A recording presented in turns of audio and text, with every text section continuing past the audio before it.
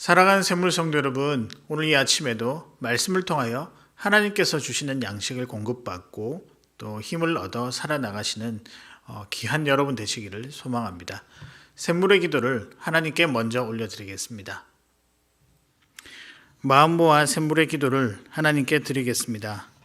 하늘에 계신 우리 아버지여, 이름이 거룩히 여김을 받으소서. 하늘과 땅의 권세를 가지신 전능하신 하나님, 그 하나님께서 우리의 아버지가 되어주셔서 감사드립니다. 그리스도 안에서 입양해 주신 은혜를 기억하고 경외심과 친밀함으로 하나님께 나아가게 하소서. 아버지의 이름을 거룩히 여기는 하나님의 자녀 되게 하소서. 나라와 열방을 위해 기도합니다. 나라가 임하시오며 뜻이 하늘에서 이루어진 것 같이 땅에서도 이루어지이다. 왕이신 하나님, 하나님이 온 세상의 주인이심을 믿습니다. 이 나라의 위정자들이 하나님을 두려워하게 하시고 이 땅에 주님의 공의가 이루어지게 하소서. 우크라이나 백성을 긍휼히 여겨주시고 그 땅에 주님의 평화를 허락하소서. 수고하는 선교사들을 기억해 주시고 각 선교지 가운데 주님의 뜻이 이루어지게 하소서. 목장을 위해 기도합니다. 오늘 우리에게 일용할 양식을 주시옵고 우리가 우리에게 죄 지은 자를 사하여 준 것 같이 우리 죄를 사하여 주옵소서. 우리의 필요를 아시는 하나님, 일용할 양식을 공급해 주시는 하나님을 신뢰하고 주신 물질을 어려운 지체들과 나눌 수 있는 넉넉한 마음을 허락해 주소서. 주님께서 우리를 용서하여 주신 은혜를 기억하고 서로의 부족함을 용납하는 따뜻한 교회, 따뜻한 목장 되게 하소서. 다음 세대와 청년들을 위해 기도합니다. 우리를 시험에 들게 하지 마시옵고 다만 악에서 구하시옵소서. 우리의 영혼을 지키시는 하나님, 우리의 자녀들이 하나님 품 안에서 잘 자라기를 원합니다. 샘물 플래싱을 통하여 하나님을 예배하는 자녀들 되게 하시고 바른 성경적 가치관으로 세상의 유혹을 이기는 강한 자녀들 되게 하소서. 청년들의 취업과 결혼의 문을 열어주시고 오직 하나님만 섬기는 거룩한 주의 백성들이 되게 하소서. 교회를 위해 기도합니다. 나라와 권세와 영광이 아버지께 영원히 있사옵나이다. 아멘. 찬양 받으시기에 합당하신 하나님, 존귀한 자녀답게 매일 아버지를 찬양하는 예배자가 되기를 원합니다. 삶의 어려운 형편 가운데서도 낙심하지 않게 하시고 주를 찬양할 때 부어지는 놀라운 은혜를 경험하게 하소서. 주께서 우리를 위해 쉬지 않으시듯 우리도 쉬지 않고 기도하는 교회가 되게 하소서. 오늘 하루도 주기도문을 살아내는 주기도인이 되게 하소서. 존귀하신 예수님의 이름으로 기도드립니다. 아멘. 오늘 저와 여러분이 함께 나누실 말씀은 고린도전서 15장 35절에서부터 49절까지의 말씀입니다. 누가 묻기를 죽은 자들이 어떻게 다시 살아나며 어떠한 몸으로 오느냐 하리니 어리석은 자여 내가 뿌리는 씨가 죽지 않으면 살아나지 못하겠고 또 내가 뿌리는 것은 장래의 형체를 뿌리는 것이 아니요 다만 밀이나 다른 것의 알맹이 뿐이로되 하나님이 그 뜻대로 그에게 형체를 주시되 각 종자에게 그 형체를 주시느니라.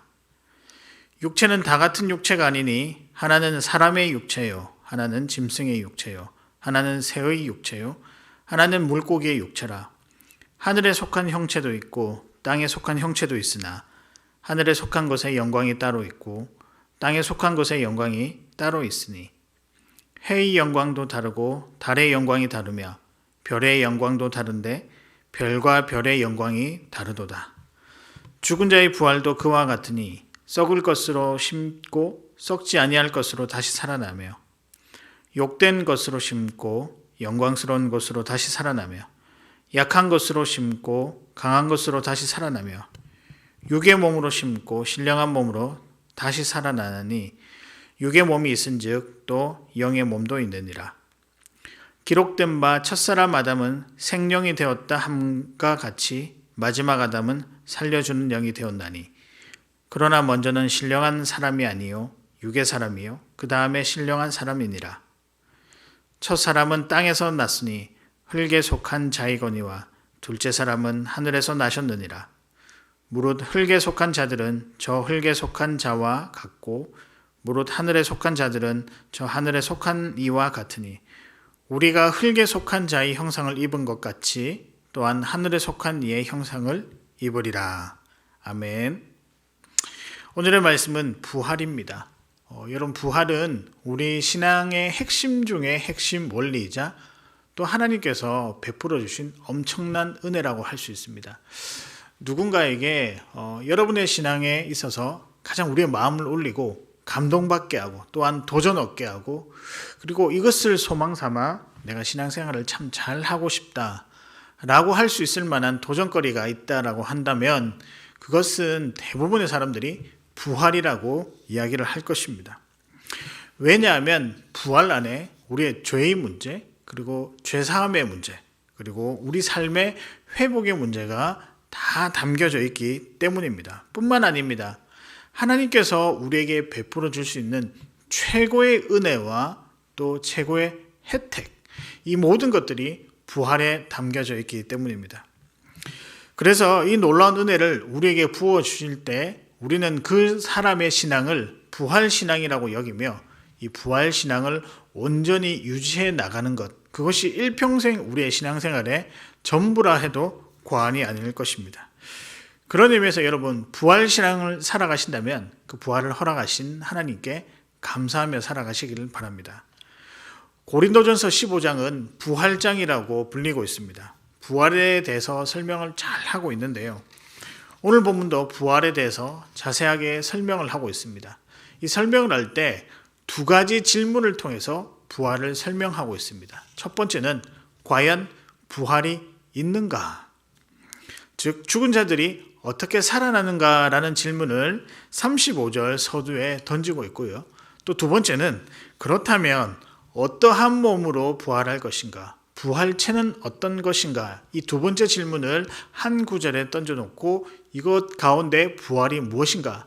바울이 설명하고 있습니다. 여러분, 이 질문에 대해서 우리가 답을 하나씩 찾아가면서 말씀을 나누실 때 이 부활이 그냥 먼 이전에 있었던 어떤 특별한 사건이 아니라 지금도 나에게 유효하고 앞으로도 유효할, 아니 변치 않는 하나님의 사랑의 한 모습임을 기억하면서 이 부활을 찬양하시고 노래하시는 우리 귀한 성도님들 되시기를 주님의 이름으로 축복합니다. 부활의 의미를 살펴보겠습니다. 첫 번째입니다. 죽은 자들의 소망입니다. 부활의 의미가 무엇인가? 누군가가 물어볼 때는 우리는 이런 답변으로 말해야 할 것입니다. 부활은 죽은 자들의 소망이다. 죽은 이들이 고대하고 바라보는 놀라운 은혜다. 이렇게 설명하시는 것이 좋을 것 같습니다. 35절의 첫 번째 질문입니다. 우리는 어떻게 부활하는가? 부활이 가능한가에 대해서 35절 서두에 질문하고 있습니다. 이런 질문에 대해서 바울은 36절에서부터 37절까지 씨 뿌리는 어떤 비유를 통해서 부활을 잘 설명하고 있습니다. 씨가 맺으려면 무엇을 해야 할까요? 땅에 뿌려져 죽어야 한다라고 이야기를 하고 있습니다. 씨의 아름다운 열매를 맺을 때는 그 첫 번째 단계가 씨가 뿌려져서 그 씨가 죽을 때 그 열매 맺는 것이 가능하다라고 이야기하면서 농사를 짓는 사람은 이 모든 것을 특별히 설명하지 않아도 이것이 어떤 의미인지 어떤 원리인지 잘 이해를 하고 또 그렇게 받아들이고 있다는 것입니다. 열매 맺는 씨의 나무가 열매 맺는 나무의 씨가 죽어서 비로소 나무가 생기고 줄기가 자라서 열매를 맺는다는 것입니다. 즉 우리가 부활을 어떻게 하냐? 죽을 때 가능하다는 것입니다. 37절에 보면 씨앗이 있어야 열매가 있다라고 부연 설명하고 있습니다. 부활도 이와 같습니다. 부활은 죽어야 가능한 것입니다. 그래서 여러분, 죽음이라는 단어 안에 부활의 의미가 사실 포함되어 있는 것입니다. 죽음이 있어야 부활이 있다는 이 사실은 우리들에게 큰 기대와 큰 소망과 큰 희망으로 다가옵니다. 왜냐하면 우리의 원래 이름이 죽었던 자, 죽은 자들이었기 때문입니다. 로마서에 보면 우리는 죽음의 종노릇 했던 사람이라고 지칭을 하고 있습니다. 그래서 한때 우리의 이름은 죽음이었습니다. 그러나 어떻게 되었습니까? 이 부활로 말미암아 예수 그리스도가 우리를 위해 죽으시고 3일 만에 부활하심으로 말미암아 죽은 자들이 다시 살아나는 놀라운 은혜가 펼쳐진 것입니다. 그래서 이 모든 것을 바라보고 있는 죽은 자들에게 소망이 생겼습니다. 무엇일까요? 부활인 것입니다. 다시 살 수 있는 희망을 가진 것입니다. 그래서 부활은 죄인에게 있어서 값진 생명을 향한 선포이자 내 인생 전체를 걸고 통과해야 될 소망, 그리고 그 삶의 방향을 송두리째 바꿀 수 있는 힘이라고 말씀드릴 수 있습니다. 그래서 이제 우리의 이름은 죽음이 아니라 부활이 된 것입니다. 이 모든 소망, 희망을 우리 스스로가 만들어낼 수 있을까요? 결코 그렇지 않습니다. 하나님께서 허락해 주실 때 가능합니다. 그래서 38절에 보면 하나님이 그 뜻대로 그에게 형체를 주시되 그 각 종자에게 그 형체를 주시느니라 라고 이야기를 하고 있습니다. 아름다운 형체를 누가 공급하실까요? 살아계신 하나님이 공급하신다는 겁니다. 부활의 은혜와 부활의 열매가 어디에서부터 시작된다고요? 살아계신 하나님으로부터 시작된다고 말씀을 통해 가르치고 있습니다. 우리가 부활의 소망이 없다면 조금 격한 표현으로 우리는 예수님을 믿지 않는 편이 더 나을지도 모릅니다. 소망이 없는데 그냥 아무런 희망이 보이지 않는데 굳이 애를 써서 우리의 힘과 우리의 시간과 우리의 모든 노력을 다 쏟아부어서 신앙생활을 할 필요가 없지 않겠습니까? 그러나 죽은 자들, 아니 죽을 수밖에 없는 자들에게 그것이 끝이라고 한다면 이 말이 맞을지도 모릅니다. 그러나 아닙니다. 부활은 죽은 자들에게 소망이 있다. 그래서 이 죽은 자들이라고 불리는 것이 아니라 산자, 생명이라고 불리는 이 소망이 부활을 통해 있다라고 다시금 우리에게 가르치고 있는 것입니다. 사랑하는 여러분, 우리가 소망의 백성임을 믿으십니까? 왜냐하면 우리는 부활을 믿는 자들이기 때문입니다.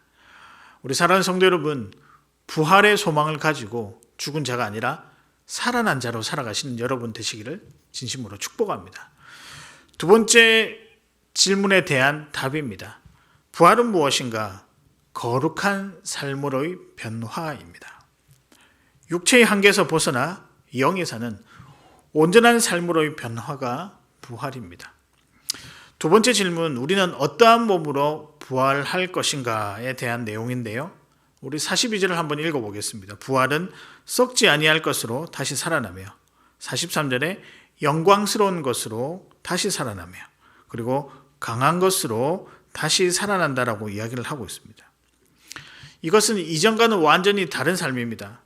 영광스럽지 못했다가 영광스럽게 변하는 것이며, 약했다가 강한 것으로, 또한 썩지 아니할 것으로 썩을 수밖에 없지만 나중에 썩지 아니할 것으로 다시 살아나는, 이전에 우리가 누렸던 모든 삶의 모습과는 전혀 다른 모습으로 나타나는 것이 부활입니다. 그리고 49절 마지막에 보면 우리가 흙에 속한 자의 형상을 입은 것 같이 또한 하늘에 속한 이의 형상을 입으니라 라고 이야기를 하고 있습니다. 변화하는 것이죠. 이 한마디를 우리가 어떻게 표현할 수 있냐면 거룩한 삶으로의 변화, 하늘에 속한 이가 가졌던 그 형상으로서의 변화, 우리 삶이 획기적으로 바뀌는 그 변화가 이 부활을 통해서 누려진다는 것입니다. 부활은 우리를 거룩하게 만듭니다. 우리 안에 있었던 부끄러운 것들과 죄스러웠던 습성들, 그리고 하나님이 원치 않았던 그런 모습들을 이제 뒤로 하고 하나님이 원하시는 거룩한 자로서, 거룩한 성도로서 살아나가게끔 하는 특별한 능력을 가진 것이 부활입니다. 더 이상 죄의 종노릇이 아니라 하나님의 종노릇, 의인으로서 살아가는 그 길을 부활을 통해 우리가 이제부터 시작할 수 있게 된 것입니다. 제가 어릴 때 웅변학원을 다닌 적이 있는데요. 그 웅변학원 입구에 볼 때 입구에 그 간판의 내용이 생각이 납니다. 발표력 향상, 그리고 그 다음에 정신개조. 다소 무섭기도 하고 굉장히 전투적인 표현이라 지금에서야 우리가 그 간판을 바라본다면 되게 참 의아해할 수도 있지만 그 당시에는 아마 그런 어떤 표현들이 또 용납이 되었고 필요한 것이었는지도 모릅니다.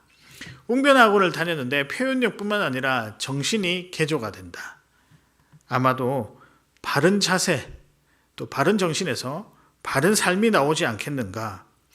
물론 이에 비교할 수 없지만 부활을 여기에다 적용하면 부활 때문에 이전에 누렸던 엉망진창인 삶이 이제 정신개조가 되어서 바른 삶, 하나님이 원하시는 삶으로 바뀔 수 있지 않겠는가?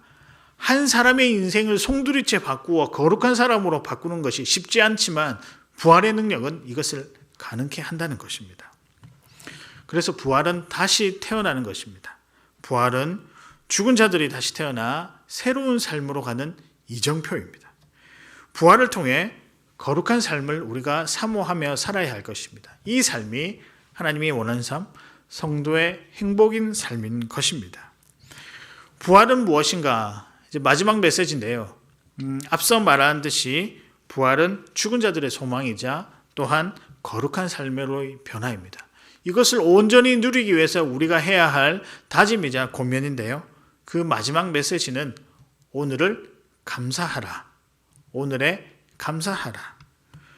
부활은 미래적인 의미도 있지만 현재를 사랑하게 하는, 살아가게 하는 또한 능력입니다.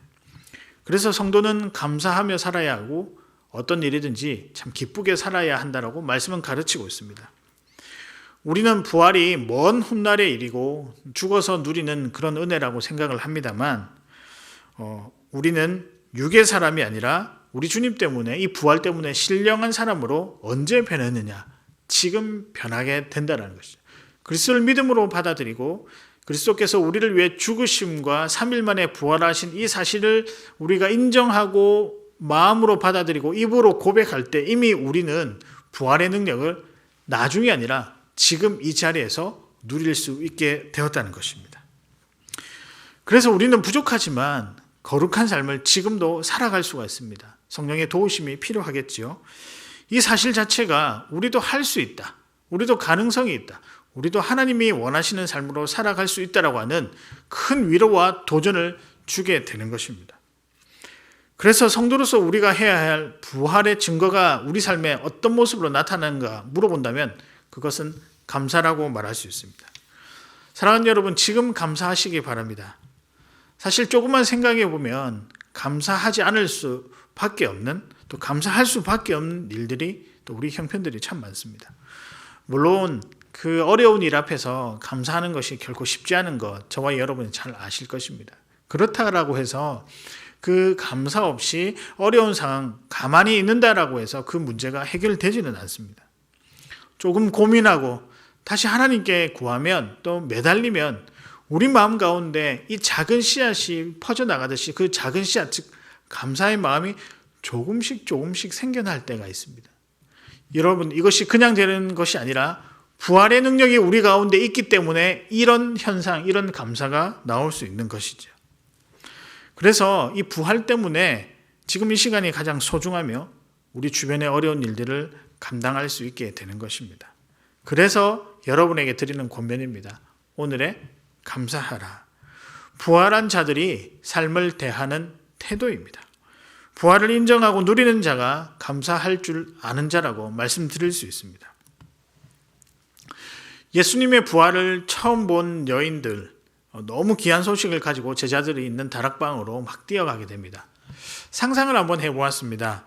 무엇이라고 외치고 달려갔을까요? 성경에 기록되어 있지는 않지만 상상해 보건대 감사, 하나님께 감사, 이런 찬양과 함께 이런 고백으로 달려가지 않았을까요? 뛰어가면서 감사합니다 하나님, 또 이렇게 막 숨이 차서 헐떡이면서도 감사합니다 하나님. 부활의 첫 장면에 아마 이 감사가 분명히 있었을 것이라고 생각합니다. 물론 저의 상상이지만 충분히 우리가 생각해 볼 법한 그런 한 여인의 모습이고 성도의 모습입니다. 부활의 삶은 감사입니다. 죽음을 뛰어넘지 못하고 무기력하게 실패자의 삶을 살았던 우리들에게 주시는 변화, 그 가운데 나타나는 증거, 삶의 표현이 무엇이냐? 감사라는 것입니다. 그것이 부활한 성도의 삶입니다. 말씀을 정리하겠습니다. 오늘의 말씀은 부활인데요. 부활은 어떤 의미를 가지고 있나? 첫 번째는 죽은 자들의 소망이다. 부활은 죽은 자들이 기대하고 고대하는 바다. 두 번째는 거룩한 삶으로의 변화입니다. 부활한 사람들은 반드시 그 삶이 하나님이 원하시는 거룩의 삶으로 변하게 되어 있습니다. 마지막입니다. 오늘의 감사하라는 의미입니다. 미래적 메시지가 부활 가운데 있지만 이 부활이 지금 이 순간, 지금 오늘을 살아가는 지금에도 여전히 유효하다는 사실입니다. 그래서 성도는 감사하며 살아야 합니다. 여러분, 부활절에만 부활 경험을 하는 것이 아닙니다. 지금, 오늘, 내일, 앞으로도 계속, 그리고 모레도, 그리고 다음 달에도, 내년에도 늘 부활의 삶을 살아가는 것이 성도의 태도입니다. 우리가 죽었는데 다시 살아날 수 있다고 한다면 그 어떤 값어치를 주고서라도 그런 혜택, 또 그런 어떤 능력이 있다고 하면 여러분 가지려고 노력을 많이 하실 것입니다. 그런데 우리는 이미 우리한테 능력도 없고 우리한 그런 대가를 지불하지 않았지만 살아계신 하나님께서 우리를 불러주셔서 부활에 동참케 하셨습니다. 얼마나 감사하겠습니까? 그렇다면 이제 우리 한번 도전했으면 좋겠습니다. 부활을 경험했다면 부활에 합당한 삶을 살아야 할 것입니다. 그것이 감사입니다. 오늘 하루 살아가실 때 부활을 통한 감사, 그 은혜의 감사 늘 고백하며 살아가셔서 그 감사를 통해 내게 주신 부활을 더 경험하고 소중히 여기고 살아나가시는 우리 살아가는 귀한 성도 여러분 되시기를 주님의 이름으로 축복합니다. 이 시간 함께 기도하실 때요, 우리가 한 가지를 위해서 기도했으면 좋겠습니다. 감사할 수 있도록 하여 주시옵소서. 오늘의 감사하도록. 두 번째는 다가온 주일 예배, 거룩한 예배를 기대할 수 있도록. 그리고 마지막 세 번째는 여러분이 가지고 있는 행여나 감사하지 못한 제목들, 어려움 가운데 있는 그 제목들을 하나님께 간구하면서 감사할 수 있도록 해 주십시오라고 기도하시고 자유롭게 돌아가도록 하시겠습니다.